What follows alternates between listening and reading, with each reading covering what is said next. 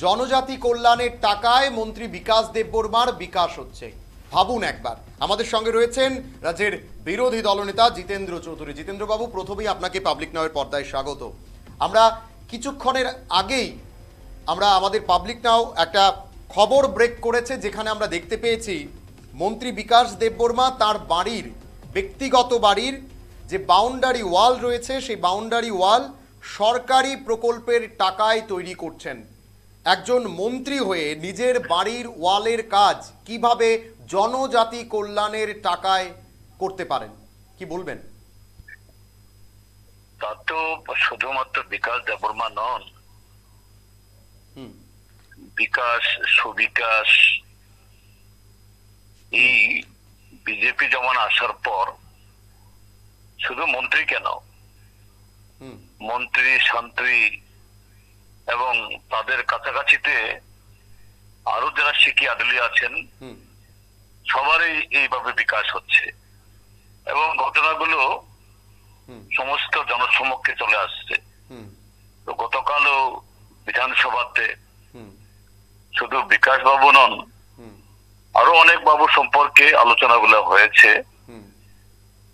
এই print media, এই social media এবং ইলেকট্রনিক মিডিয়ার মাধ্যমে রাজ্যের জনগণ দেখেছেনও যে এই অধিবেশন, তার প্রসিডিংস, যে এই উত্থাপিত অভিযোগগুলোর বিরুদ্ধে আমাদের মন্ত্রী বাহাদুররা কোনো উত্তর দিতে পারছেন না, বরঞ্চ সেখানে এই অভিযোগের আমাদের মুখ বন্ধ করার জন্য বিরোধীদের সেখানে যে প্রায় বলা যেতে পারে ওই রাস্তায় যেরকম ঝগড়া হয় সেভাবে তারা কিস্তি কিওর করছেন এবং উল্টো বলছেন তাদের বিরুদ্ধে যে আমরা সুন্দর করে অভিযোগ উঠাচ্ছি এটা সত্য কিনা। এটা হিম্মত নেই যে বলার যে না এটা অসত্য, সাহস নেই এটা বলার বা চ্যালেঞ্জ গ্রহণ করার যে না এই যে অভিযোগগুলো এগুলো অবান্তর। উল্টো বলছে যে আমরাও আপনাদের সম্পর্কে জানি। এইভাবেই আমাদের কোন সদস্য যখন বলছেন বিরোধী বেঞ্চ থেকে, এইভাবে তারা নিজেদের যে অপরাধ, দুর্নীতি, লাগামহীন দুর্নীতি, এটা এখন আর কোনো আড়ালে নয়, আবডালে নয়, একেবারে প্রকাশ্যে ব্যাপ্ত। আমি জিতেন্দ্রবাবু একটা জিনিস জানতে চাই, আপনিও একটা সময় সাংসদ ছিলেন, এখন আপনি বিরোধী দলনেতা, আপনি সংসদীয় রাজনীতির সঙ্গে দীর্ঘদিন যুক্ত। আমি একটা জিনিস জানতে চাই, একজন মন্ত্রী তিনি তার বাড়ির, নিজস্ব ব্যক্তিগত বাড়ির দেয়াল দিচ্ছেন, যে দেয়ালের আমরা যে ওয়ার্ক অর্ডারটা পেয়েছি যেখানে লেখা রয়েছে যে স্কিম অফ, মানে এটা কোন স্কিমের আওতায় এই টাকাটা স্যাংশন হচ্ছে, বলা হচ্ছে TW 2023-2024, অর্থাৎ ট্রাইবাল ওয়েলফেয়ারের 2023-24 অর্থবর্ষের টাকায় এই প্রকল্পে, অর্থাৎ জনজাতি কল্যাণের টাকা, যে টাকাটা রাজ্য সরকার জনজাতি কল্যাণের জন্য দেয়, জনজাতি অংশের যারা মানুষরা রয়েছেন তাদের কল্যাণের জন্য, সেই টাকায় কি একজন মন্ত্রী তার ব্যক্তিগত বাড়ির দেয়াল তৈরি করতে পারেন? এটার কোনো সিস্টেম রয়েছে কিনা? ঠিক একইভাবে যদি পারেন বা না পারেন, তাহলে এই যে টাকাটা, প্রায় আমাদের কাছে যে তথ্য রয়েছে তাতে দেখা যাচ্ছে 4,99,145 টাকা, ইট, বালি, সিমেন্ট, লোহার রড এবং যেভাবে তিনি কেরিয়ার খরচাটা পর্যন্ত সরকার থেকে নিয়েছেন, জলের খরচাটা পর্যন্ত সরকার থেকে নিয়েছেন, সরকার কি পুনরায় সে টাকাটা নিজের কোষাগারে আনতে পারেন কিনা? প্রথম হচ্ছে মন্ত্রী বাহাদুর এই কাজটা করতে পারেন কিনা, দ্বিতীয় হচ্ছে না পারলে সরকার পুনরায় টাকাটা নিজেদের অর্থ কোষাগারে আনতে পারবেন কিনা? না, দেখুন যে ট্রাইবাল ওয়েলফেয়ার ডিপার্টমেন্টের তহবিল থেকে, তার যে বরাদ্দ থেকে তো এইভাবে কোন মন্ত্রীর বাড়ির দেয়াল বা মন্ত্রীর ব্যক্তিগত স্বার্থে এগুলো খরচ করার কোনো সুযোগই নেই। এখন এটা যদি হতো, মন্ত্রী গিয়ে সে বাড়িতে থাকেন, তার নিরাপত্তার জন্য সেখানে নিরাপত্তা কর্মী মোতায়েন করতে হবে, থাকতে হবে, তাদের জন্য একটা শেড চাই, পানীয় জলের ব্যবস্থা করা চাই, বিদ্যুতের লাইন তৈরি করা চাই।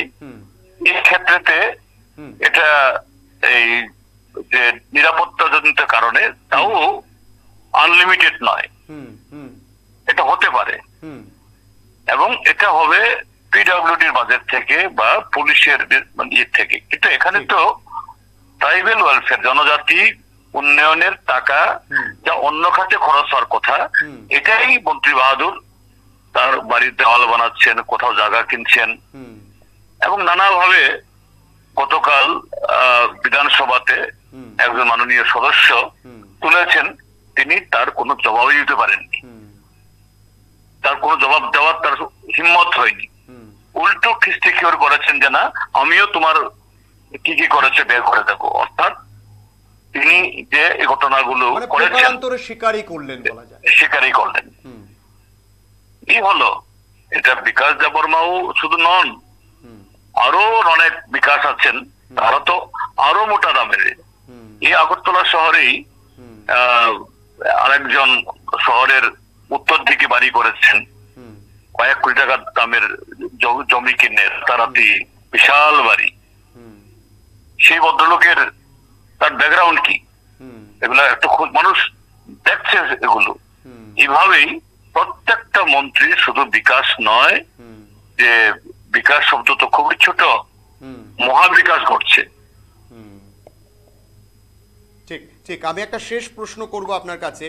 আমি যেটা জানতে চাইছি যে রাজ্য সরকার এই পয়সাটা আনতে পারেন কিনা। দ্বিতীয়ত হচ্ছে যে মন্ত্রী মাত্র 1.5 বছরের মন্ত্রিত্ব, তার মধ্যেই সুদীপ রায় বর্মন গতকালকে একটা অভিযোগ করলেন যে দুটো পেট্রোল পাম্পের মালিক, দিল্লিতে একটি বিলাসবহুল ফ্ল্যাটের মালিক যার কোটি টাকা মূল্য হবে, একটি রেস্টুরেন্ট হোটেল করছেন তিনি বড়মুড়ায় কোনো একটি জায়গায়, এবং একাধিক জায়গায় ওনার জমি রয়েছে। এই যে বিশাল সম্পত্তি করলেন, কোথাও কি এখানে এই গোটা বিষয়গুলোতে ইডি সিবিআই মন্ত্রীর পেছনে রাজ্য সরকার লাগাবেন কিনা?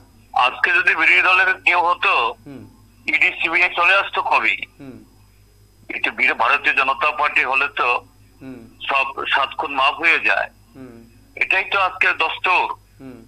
এই যে মহারাষ্ট্রে এনসিপি দল দুদিন আগে এই আমাদের দেশের প্রধানমন্ত্রী বললেন 70,000 কোটি টাকার ঘোটালা, আর যে মাত্র বিজেপির সাথে মানে জোট চলে গেল, তার কেস সমস্ত মকুব হয়ে গেল। এটা একটা দুটো নয়, অসংখ্য। তো এটাই হলো আজকে এই ভারতীয় জনতা পার্টির তাদের স্বচ্ছতা, তাদের রাষ্ট্রবাদ। এই ক্ষেত্রেতে আপনি যে বলছেন এটা টাকাটা ফেরত আনবে, এটা ফেরত আনবেটা কে? হ্যাঁ, অবশ্যই জনগণ যাচ্ছে, মানুষের চোখ খুলছে, এগুলার বিচার হবে। তাদের এই যে রাজত্ব রমরমা, এটা অনন্তকাল থাকবে না, তার হিসাব তাদেরকে দিতেই হবে। ঠিক ঠিক। অসংখ্য ধন্যবাদ। ধন্যবাদ। আমরা কথা বলছিলাম, রাজ্যের বিরোধী দলনেতা জিতেন্দ্র চৌধুরী আমাদের সঙ্গে ছিলেন।